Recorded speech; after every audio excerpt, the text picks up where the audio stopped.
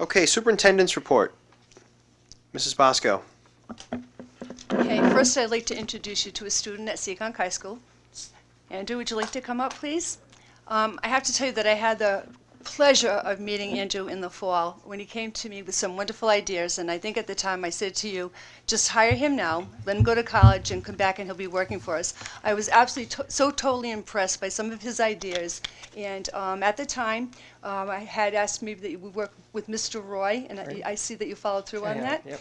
So he's been doing a project-based class with Mr. Wills, is that Yeah, correct? he's my Okay. advisor. All right, so you know what, I'm going to turn it over to you. You can explain all those great things that you've been doing. Okay. And if you'd like to, this is the paper that correlates with my presentation. Hello, my name's Andrew Breiter-Wu, and first of all, thank you for allowing me to speak tonight. The reason I began the Teens Going Green initiative is to make Seekonk High School more sustainable. In order for the future of our planet to be more sustainable, we must make changes on the global, the state, the municipal, and the personal level. What I will be presenting to you tonight are the changes that I've been working on throughout the school year at Seekonk High School. I first began working on having solar panels installed on the roof of the high school. I did extensive research on how to do this, but then I realized, after talking to Jim Roy, that per the contract of Seekonk High School has with Direct Energy, which is our energy provider, we are not able to, or it would actually cost us more money to have solar panels installed on our high school, because you'd have to pay for the panels, and you'd have to still pay the set rate that we've allowed, or the set rate that we pay for our electric bill every month. So, after not being able to have solar panels installed on the roof of the high school, I began to work on another way to make Seekonk High School more sustainable. My focus now is to reduce the waste produced by the high school. I have talked to many experts in the solid waste disposal industry, and they say that one of the major ways to reduce the waste going to landfills is to both recycle and to compost. Since we already have a recycling program at the high school, I've decided to focus on implementing a composting program. The composting program will consist of compost cans lined with decomposable bags placed around the lunchroom and the kitchen. You can place all your food scraps, paper towels, napkins, paper lunch bags, and potentially biodegradable lunch trays and utensils into these compost cans. Bags filled with the compost will then be taken outside and placed in 96-gallon totes.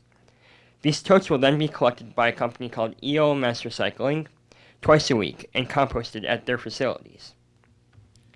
In order to see the feasibility of this project, I have been working with Carlene DeLellis from Chartwells.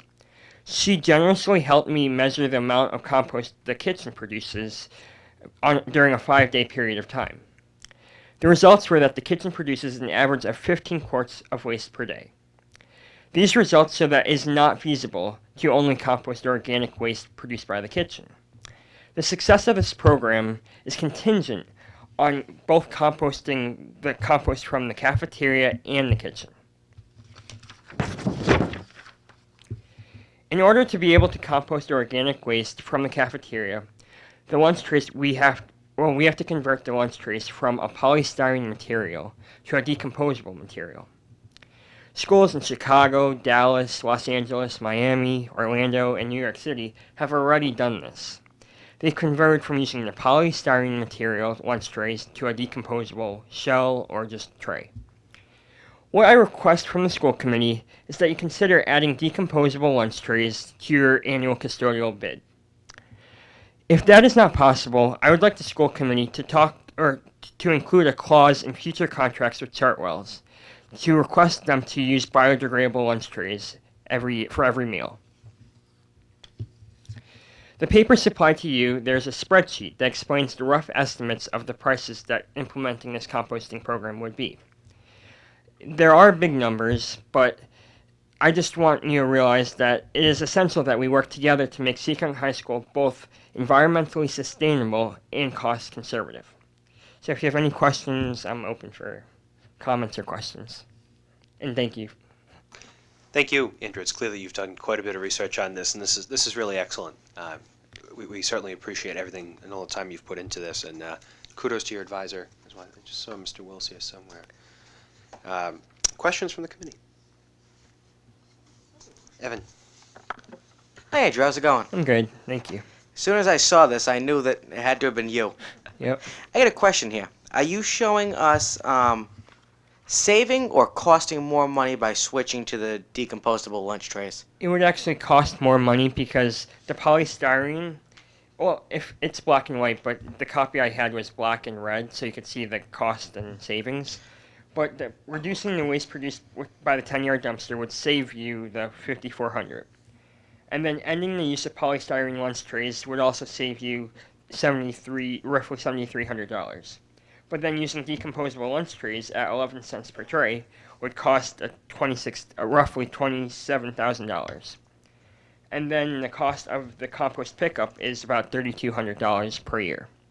And then that makes it a total of $17,000 to implement the whole program, which is expensive, but I'd like to figure out ways that we could work with Chartwells and other ways that we can make this program happen rather than just paying that bottom line.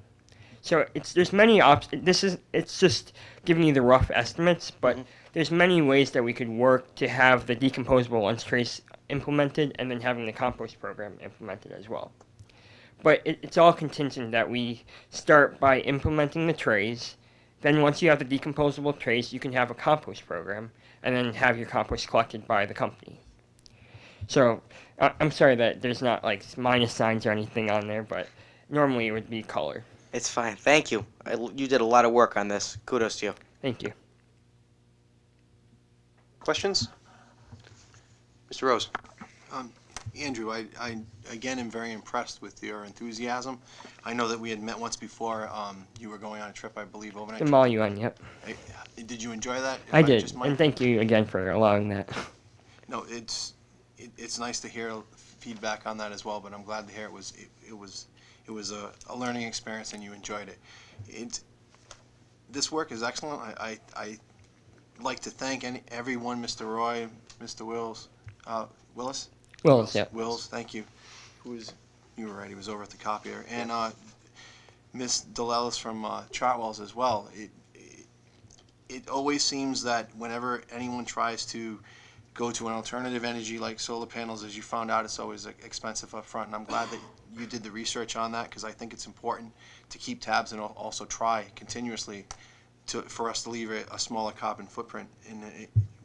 I would appreciate it if you are so inclined to continue to look to see if there is ways that we could possibly make a switch and make this happen. I think that's important, and I appreciate your enthusiasm in your work. Thank you. And I do plan on continuing my work with sustainability and trying to make Seekonk more sustainable. So throughout the high school, the town, I'm still going to make a presence on trying to implement alternative energy and just making the town more sustainable. So I do plan on continuing this. Okay, thank you. Any other questions? Mr. Freitas? Andrew, the presentation that was given to us, you mentioned the sustainable production of these decomposable trays. Can you talk a little bit about that? Well, the lunch trays are made out of a sugarcane material, and that material, the only issue with the trays that was brought from Chartwells was that it's more expensive to produce.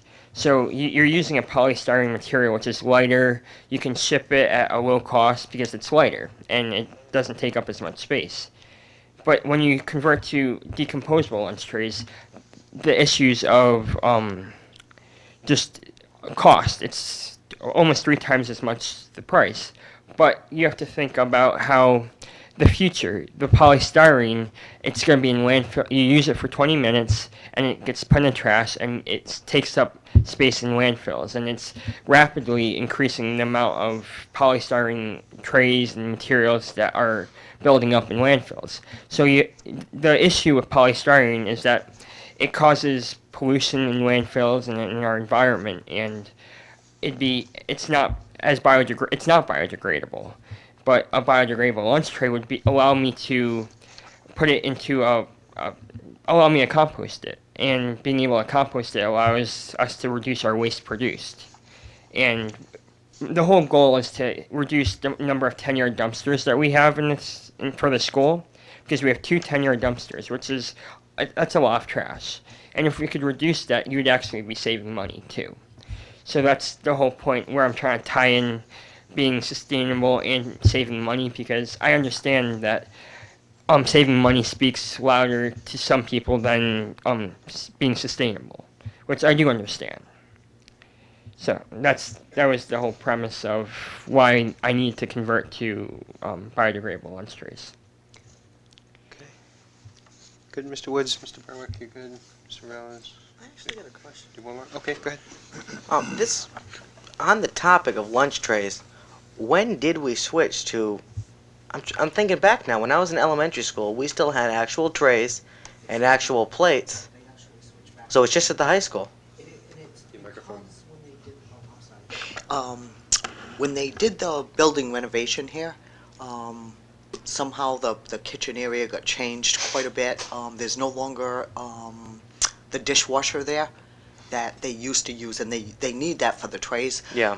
Actually, I've spoken to Jim Roy about this too, because we did implement the washable trays back at the elementary level, so we stopped Okay. buying the styrofoam Yeah, because I was going to trays say. there.